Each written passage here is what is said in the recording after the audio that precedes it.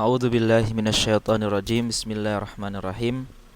Alhamdulillahirabbil alamin wassalatu wassalamu ala sayyidina Muhammadin wa ala alihi wa ashabi ajmain.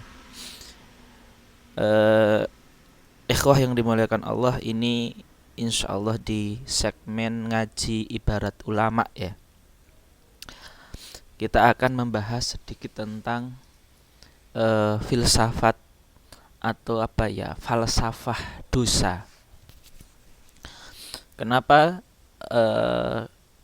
ana sebut falsafah dosa ya? Maksudnya gini. Sebelumnya ibarat yang akan kami kaji ini adalah ibaratnya Imam Ibnul Qayyim dalam kitab beliau Dakwah Dawa halaman 178, cetakan Daru Ata'atil Ilmi Daru Ibnu Hazm. Ya, cetakannya itu. Kenapa kita sebut falsafah dosa? Maksudnya falsafah itu adalah menggali dalam ya.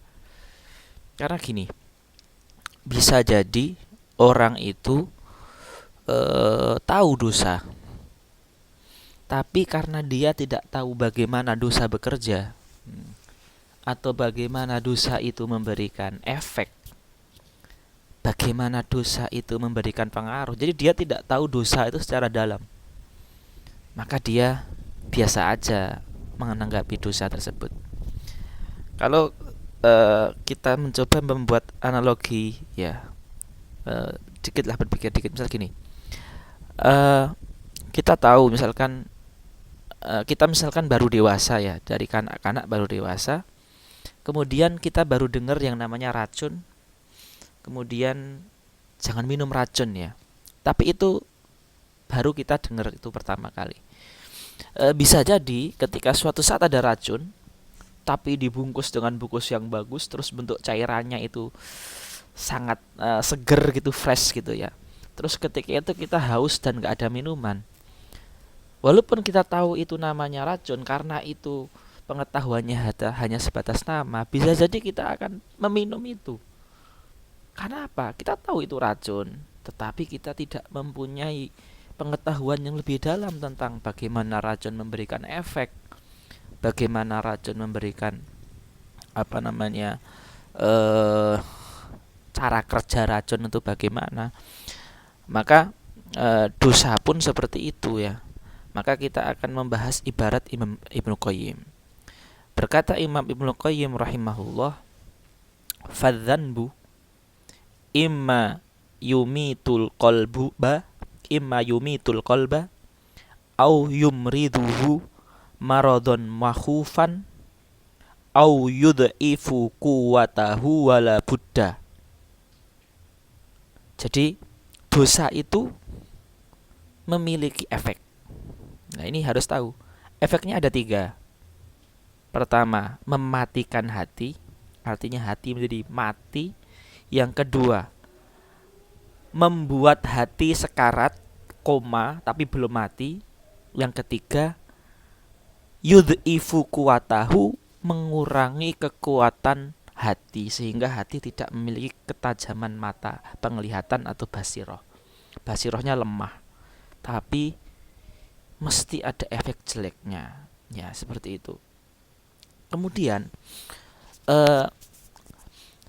efek dari dosa ini hatta yantahiya dha'ful qalbi ilal asya'ith thamaniyah.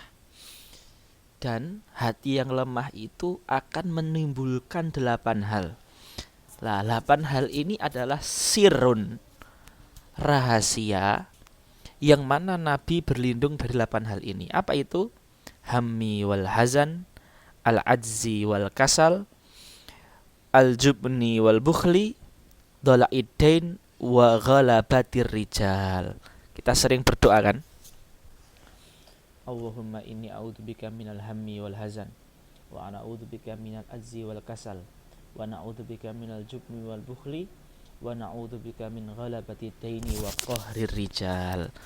Lah, 8 hal ini, yakni 8 hal yang Nabi berlindung dari ini, itu ternyata kalau disambung-sambungkan itu adalah akibat dari dosa. Nah, bagaimana kok bisa? Lah, inilah Ibnu Qayyim ingin menjelaskan tentang falsafah dosa. Jadi kita melihat dosa dari sudut pandang yang lebih dalam, biar kita lebih hati-hati, lebih yakin akan meninggalkan setiap perbuatan yang mengandung dosa. Taib. Kita mulai dengan kita akan mulai kata per kata ya. Ham wal hazan, al ajzu wal kasal, al jubni wal bukhli, ghalab dhalaidain wa ghalabat rijal. Dan dua-duanya ini saling berkaitan. Yang pertama, fal hammu wal hazan. Ham itu artinya kegalauan, kegundah gulanaan. Hazan artinya kesedihan. Al hammu wal hazan qarinan. Galau dan sedih itu berjejeran. Fa innal makruha alal qalbi, fa innal makruhal warida alal qalbi in kana min amrin mustaqbalin yatawaqqa'uhu ahdatsal ham. Jadi kalau ada musibah atau kejadian yang buruk ya, yang masuk ke hati, apabila itu berkenaan dengan kekhawatiran akan masa depan, maka yang terjadi itu namanya ham, galau. Wa in kana min amrin madzin qad waqa'a, tapi kalau kegalauan itu karena masa lalu itu namanya hazan. Jadi kegalauan masa depan namanya ham, masa lalu namanya hazan. Nah, terkadang makanya bagaimana biar kita tidak takut yang akan datang atau tidak meratapi masalah itu, jangan berbuat dosa. Karena hati yang lemah itu atau yang sakit, maka tingkat kegalauan orang itu tergantung dosanya. Maka kalau dosa itu sudah mematikan hati, maka kegalauannya akan luar biasa, sedihnya luar biasa. Nah, kalau sekarat juga luar biasa. Bahkan kalaupun hanya dosa saja itu akan luar biasa. Maka ketahanan hati ini, makanya yang kuat itulah yang kuat hatinya. Siapa yang kuat hatinya? Yang tidak berdosa, tidak berbuat dosa. Kemudian yang kedua adalah al-ajzu wal kasalu. Al-ajzu itu artinya tidak mampu berbuat. Al-kasal itu bisa jadi dia mampu tapi dia malas.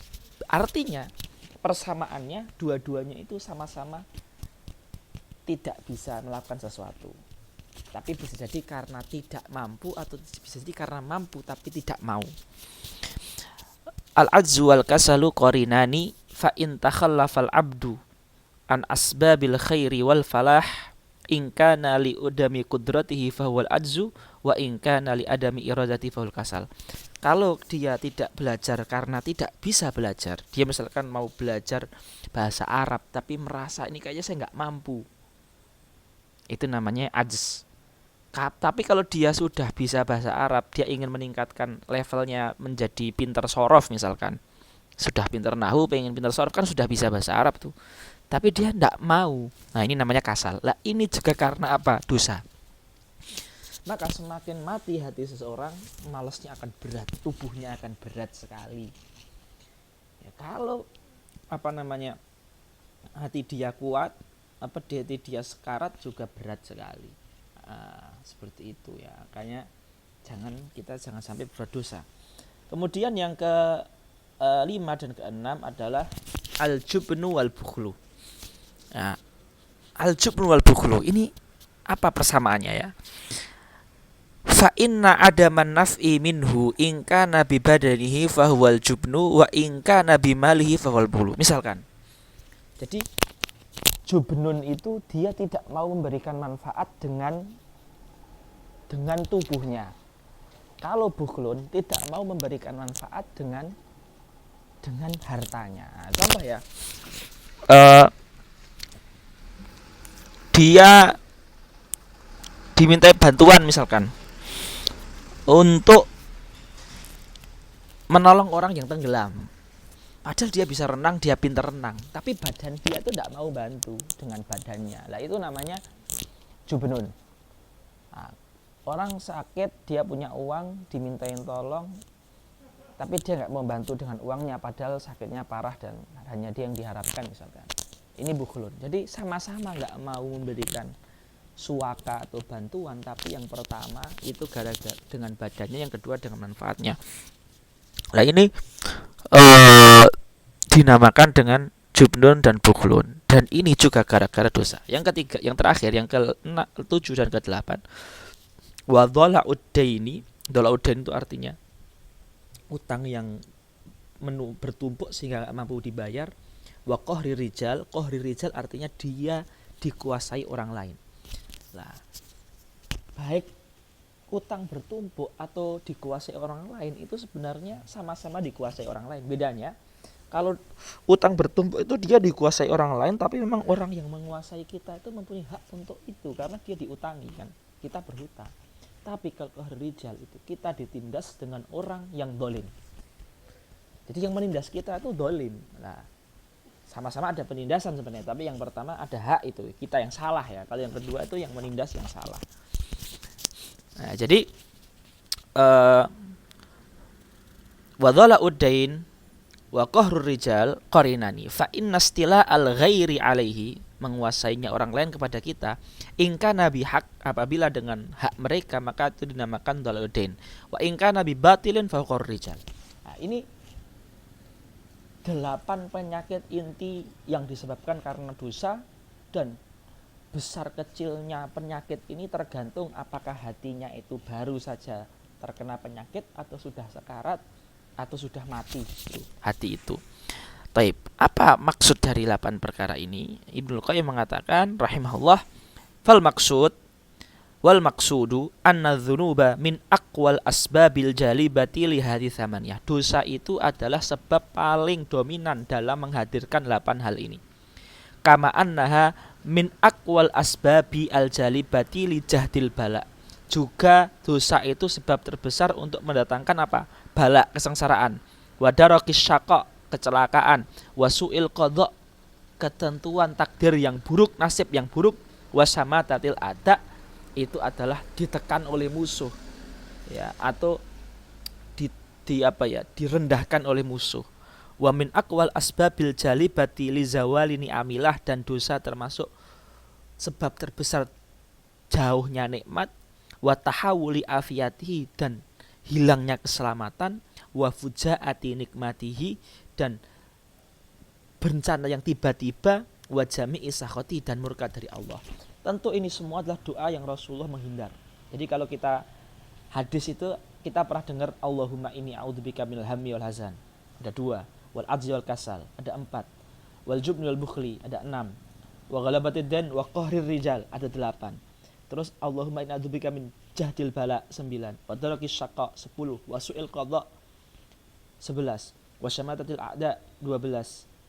Wa zawali ni'am, 13. Wa tahawulil afiyah, 14.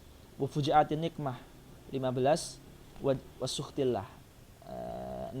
Jadi ada, kalau kita hitung itu di majelis kita kaji ibarat ini, ada 16 musibah karena dosa. Allahumma nas'aluka husnul khatimah, na'udzubika min su'il khatimah, nas'aluka Allahumma firdausal a'la minal jannah bila sabiqati adabin wala iqabin wala hisab. Amin ya rabbal alamin. Barakallahu fikum, jazakumullah khairan. Wallahu ta'ala alam bissawab. Assalamualaikum warahmatullahi wabarakatuh.